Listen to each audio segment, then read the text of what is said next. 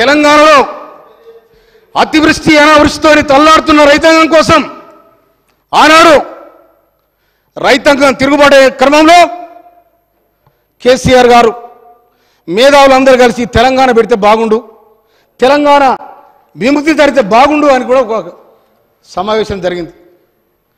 నేను ఆ సమావేశంలో కూడా ఉన్నా. కానీ ఆనాడు అనుకున్న సిద్ధాంతం, ఆనాడు అనుకున్న ఆశయాలు కానీ అన్నీ మట్టిలో కలిసిపోయినాయి. 2001 నుంచి 2014 దాకా పోరాటం బ్రహ్మాండంగా ఉందిరా అనుకున్నాం. 2000 ఎట్టడో దళిత ముఖ్యమంత్రి అది ఇదేంద్ర దళిత ముఖ్యమంత్రి ఏది లేదు, 6 లేదు సూర్యుడు లేదు, దళిత ముఖ్యమంత్రి అన్నాడు.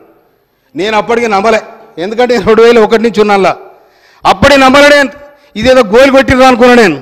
కానీ 3 ఎకరాల భూమి ముఖ్యమంత్రి ఇవాళ నేను చెప్తున్నా, అక్కడున్న ఎమ్మెల్యేలు ఓడిపోయినాడు కానీ గెలిచాడు కూర్చున్నాడు కానీ 2014లో ప్రభుత్వం ఏర్పడిన తర్వాత ప్రభుత్వంలో మీరున్నారు. మీరున్న నాడు ఎన్ని ఎకరాల భూమి ఉంది, ఇవాళ ఎన్ని ఎకరాల భూమి ఉంది మీకు? తెలంగాణ ప్రజానికాన్ని నిట్టనిలో దోచుకున్నారు.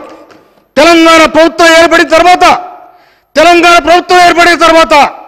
ఆనాడు కాశీరాజు ఏవైతే ఉన్నాడో నిజానికి ప్రతి నియోజకవర్గానికి ఒక కాశీరాజు తయారయ్యారు. మాట్లాడితే జైలు, మాట్లాడితే కేసులు.